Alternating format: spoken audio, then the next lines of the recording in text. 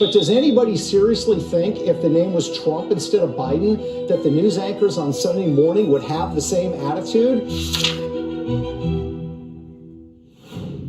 Let's bring in our other guest now. Lindsay, you were an operative, not an analyst, but had you been an analyst assigned to the White House, do you think you would have blown the whistle at this point?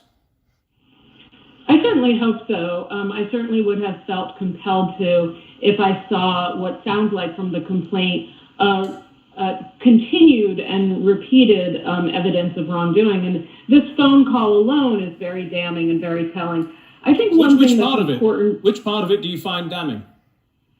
The fact that the President of the United States is using his presidential power quite clearly, whether it's explicitly stated or not, to ask a favor of a foreign government. This is an administration and a president that has repeatedly denigrated the intelligence community at large and en masse.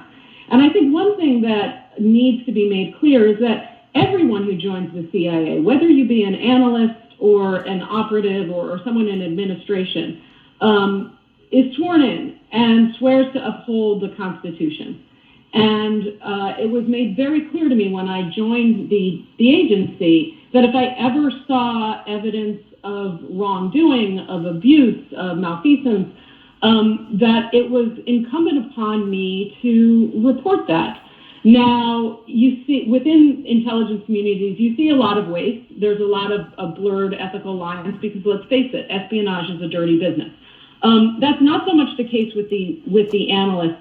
What you never expect to see is the President of the United States or anyone in the administration undermining the intelligence community of the United States and or using their office for personal political gain. Okay, let me put that to Erol Morkoç. Do you think that the transcript and the whistleblower's complaint is sufficient evidence that he abused his powers?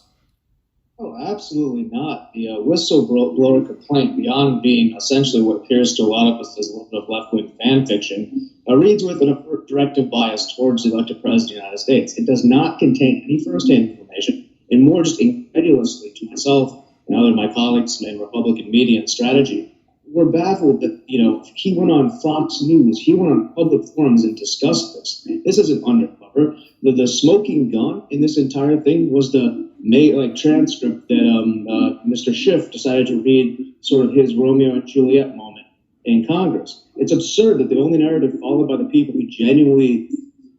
only people who could ever believe this are the people who genuinely believe that President Trump got this job so he could rent government rate rooms and rent golf carts to the CIA. More importantly, the thing that isn't being talked much, but is coming out of this, is the precedent that's about to be set, that an ousted regime of corrupt individuals that Americans said no mas to can now turn around and declare themselves candidates to gain some sort of pseudo immunity against their prior misdeeds. I mean, that is the most un-American thing I can believe. So the president has pointed out that the person behaving in this is behaving as a spy in a lot of ways. If what is true, if it's in bad faith, if they're ideological whistleblowers, they're not the same thing. They're operatives, and that's a huge issue. And the American people can see that present and clear. Lindsay, let's talk about something a bit technical here. The Whistleblower Act, which the whistleblower used in order to file his complaint. Some have said that act was intended to give the whistleblower the freedom to complain about what was happening inside the intel community, not to complain about their political masters. Are they right or wrong about that? Well, that's certainly true, that the intention of the Whistleblower Act is not so that anyone can voice petty grievances or political grievances. But I would say that is certainly not the case we have here. And to claim that this whistleblower is a spy does a fundamental disservice and is an insult to people who join the intelligence community largely to serve their country.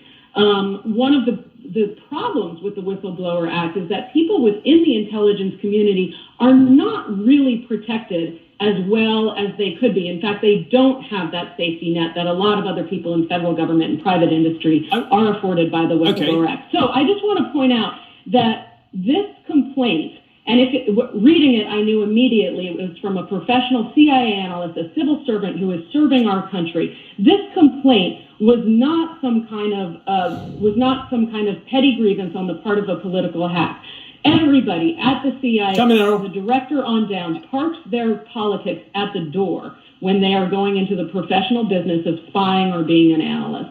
Erol, come in. I have to say the whistleblower on the second to last page concludes with, and I quote, "I do not know definitively whether the below-mentioned decisions are connected to the efforts I am describing." What does that mean? They are throwing dirt and seeing what sticks. It stinks to high heaven that a whistleblower with an ideological agenda can sort of start a discussion and put it into reality when they have no firsthand knowledge. It is very, very suspicious that this kind of behavior is coming out. The Whistleblower Act is there to protect real whistleblowers. As Stephen Miller said, to be a whistleblower is an honorific thing, and this demeans that quite a bit. Okay, clearly you two are not going to agree on that. So let's turn to Adam Schiff, running out of time, the senior Democrat who's taking the lead in this impeachment inquiry. Have a listen. I want you to make up dirt on my political opponent, understand lots of it. On this and on that, I'm going to put you in touch with people, and not just any people. I'm going to put you in touch with Attorney General of the United States, my Attorney General, Bill Barr. He's got the whole weight of the American law enforcement behind him. Well, a lot of what Schiff was saying there wasn't what the president actually said. He described it as a parody, shifted, and the president was furious, tweeting, "Adam Schiff illegally made up a fake and terrible statement, pretended it to be mine as the most important part of my call to the Ukrainian president, and read it aloud to Congress and the American people. It bore no relationship to what I said on the call, arrest for treason, ? Basically, here's the question, Lindsay. Was Adam Schiff, as the chairman of the House Intelligence Committee, behaving irresponsibly when he misquoted the president, albeit as a parody? Sure, because I think he did a disservice to the overall and more important argument that we have a president of the United States who is using his office for political purposes. Erol, you want to come in on that? Well, Adam Schiff basically came on, and I assume perhaps he took a high school drama class or wanted to have his moment in the sun, and he went out there and read what, I mean, in his mind, he was showing an example, but let's take it back to like the reality.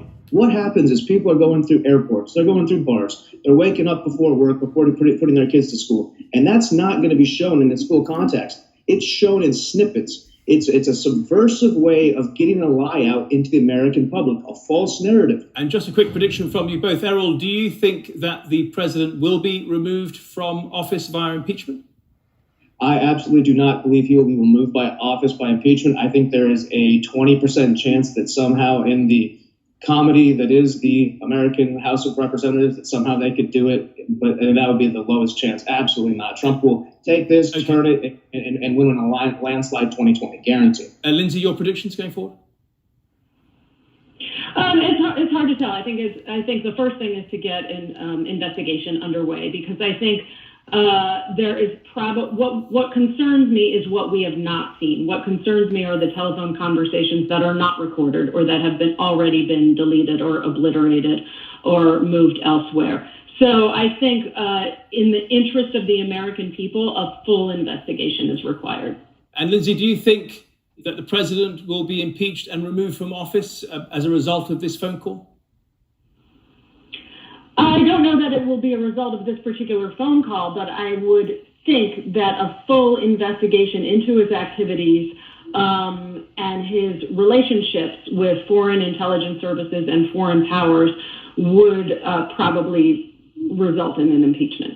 Okay, well, Lindsay Moran and Erol Morkoç, thank you very much for your contributions to The Nexus, and thank you very much for watching. And if you want to see this episode or any others, you can go to our YouTube channel. Till next week, goodbye.